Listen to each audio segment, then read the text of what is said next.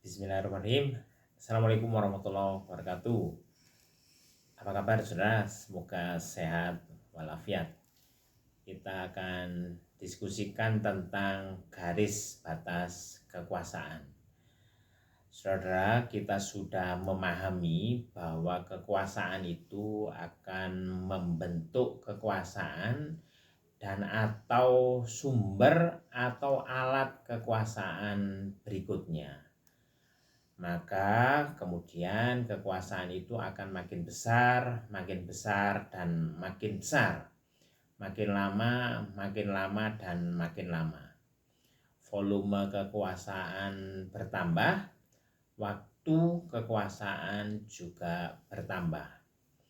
Jika kekuasaan itu makin besar, maka kekuasaan itu tidak lagi mengikuti suatu garis batas, melainkan membuat garis batas sendiri. Agar tidak melanggar garis batas, maka para penguasa itu membuat garis batas sendiri. Jika batasnya kurang, maka batasnya itu akan ditambah. Kekuasaan menjadi tidak bergaris batas. Ini yang disebut kuasa absolut. Sebenarnya tiada kuasa absolut untuk makhluk. Kuasa makhluk pasti terbatas. Dalam sejarah umat manusia, Namrud dan Fir'aun itu adalah pelajaran. Bahkan kuasa para nabi dan rasul yang menjadi raja, misalnya Sulaiman alaihissalam dan Daud alaihissalam, juga terbatas. Nah saudara, kemudian bagaimana membuat garis batas kekuasaan? Salah satu caranya itu adalah dengan memisahkan kekuasaan. Memisahkan kekuasaan ini berbeda dengan membagi-bagi kekuasaan. Nah, ada pemisahan kekuasaan pembuatan undang-undang, ada kekuasaan untuk melaksanakan undang-undang, dan ada kekuasaan kehakiman.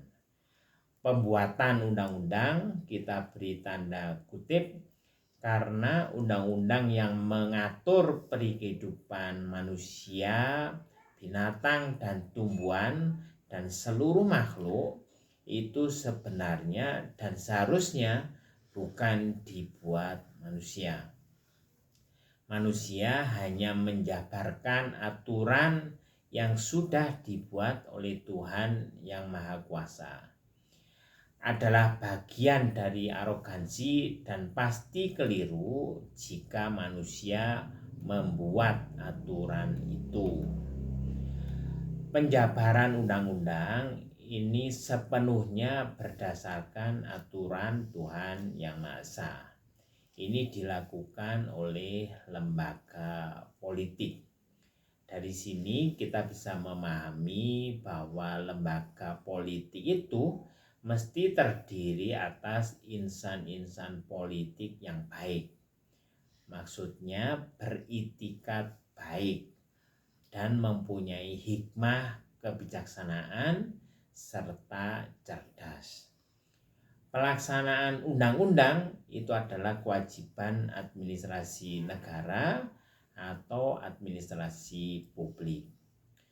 Disebabkan bahwa penjabaran undang-undang itu tidaklah sempurna, maka harus ada itikat baik dari para penyelenggara negara.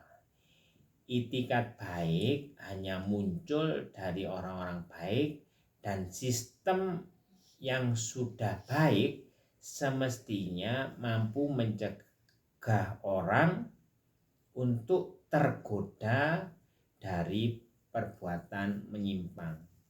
Ya. Di negara-negara yang sudah maju, sistem itu sudah mapan, sehingga penyimpangan sedikit saja itu akan diketahui. Nah, saudara, administrasi negara ini haruslah diarahkan oleh majelis yang terdiri dari orang-orang berilmu. Jika keliru, administrasi negara itu akan diingatkan. Kekeliruan dan peringatan itu tergantung bobot kelirunya. Jika sangat keliru, maka pimpinan administrasi negara akan diganti. Maka administrasi negara itu senantiasa berada pada garis lurus. Nah, berikutnya saudara, kekuasaan kehakiman itu adalah kekuasaan yang merdeka. Dasarnya itu adalah aturan dari Tuhan yang Maha Berilmu. Tanggung jawabnya itu adalah kepada Tuhan yang Maha Hakim. Kekuasaan ini berupa majelis yang terdiri dari orang-orang yang adil dan berilmu tinggi.